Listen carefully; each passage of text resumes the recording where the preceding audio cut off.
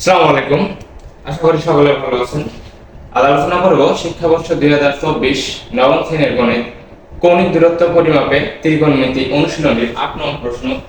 8 নং প্রশ্ন ছিল ডিগ্রিতে প্রকাশ করো। দেয়া আছে এগুলো রেডিয়ানে, এগুলোকে ডিগ্রিতে প্রকাশ করতে হবে। এর আগে 7 নম্বরে ডিগ্রিতে ছিল, রেডিয়ানে প্রকাশ করতে হয়েছে। তো এখন রেডিয়ান থেকে ডিগ্রিতে গেলে শুধু এই 180 বাই পাই এইটা দ্বারা গুণ করলে কিন্তু ডিগ্রি থেকে রেডিয়ানে প্রকাশ করা হয়ে যাবে। তাহলে এক নাম্বার ছিল 4 পাই বাই 25। এখানে যদি গুণ করি 180 বাই পাই দ্বারা, তাহলে পাই পাই কাটা যায়। এরপর এটা যদি গুণ করি 4 শূন্য 0 4 18 72, এটাকে যদি 25 দ্বারা ভাগ করি তাহলে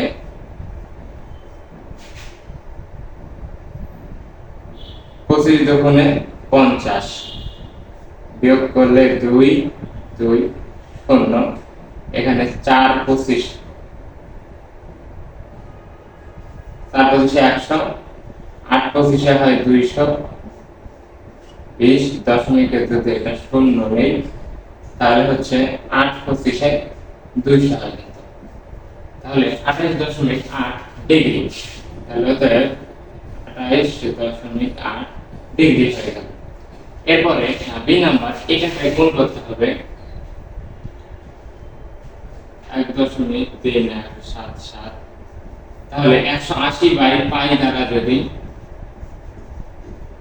গুণ করি, তাহলে এখানে পাই এর মানটা যদি বসাই, ক্যালকুলেটরে যদি হিসাব করি, তাহলে ক্যালকুলেটরে হিসাব করলে হচ্ছে 75.5 ডিগ্রি, 75.5 ডিগ্রি। এরপরে এটাকে যদি গুণ করি 0.9759 180 বাই পাই, তাহলে পাই এর মান 3.1416। এটা বসে হিসাব করে ক্যালকুলেটরে যদি ক্যালকুলেশন করি,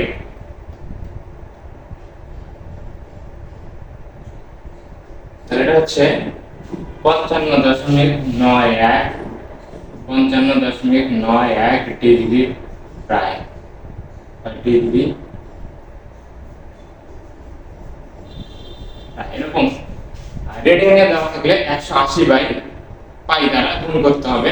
আর যদি ডিগ্রিতে দেওয়া থাকে তখন এই পাইটা উপরে যাবে। মনে করেন যদি 28 ডিগ্রি এরকম আছে, এটাকে যদি রেডিয়ানে নিয়ে যায় তখন গুণ করতে হবে পাই বাই 180 দ্বারা। এটাই